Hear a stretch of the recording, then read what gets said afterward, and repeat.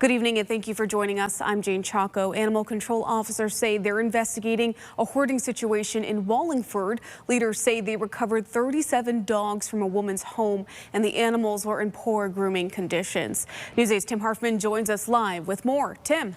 Jane, we are not releasing that woman's name because Wallingford Animal Control tells us charges are still pending. But they say they have identified the person responsible for neglecting dozens of dogs.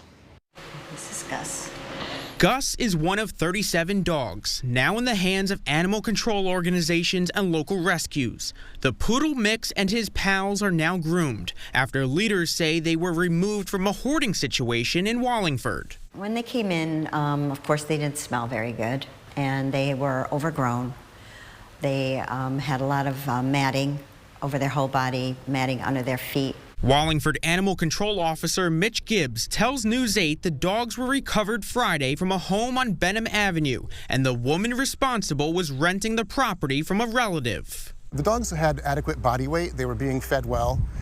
It's just, living conditions was the main concern, and some untreated medical conditions that we had asked to be addressed. He says the investigation started a year and a half ago after Wallingford Animal Control received an anonymous letter about poor conditions.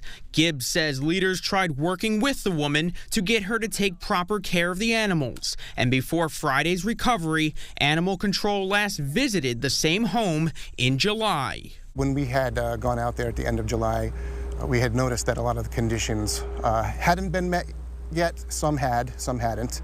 And at that point, we determined that we would go for the search and seizure warrant. Gibbs says this is not the first time that same woman is being investigated. This individual had previously lived in New Hampshire and was under investigation for their Department of Agriculture and Animal Control divisions. We reached out to that woman for comment, but she declined. Again, charges are still pending. The investigation is ongoing. I'm Tim Harfman, News 8.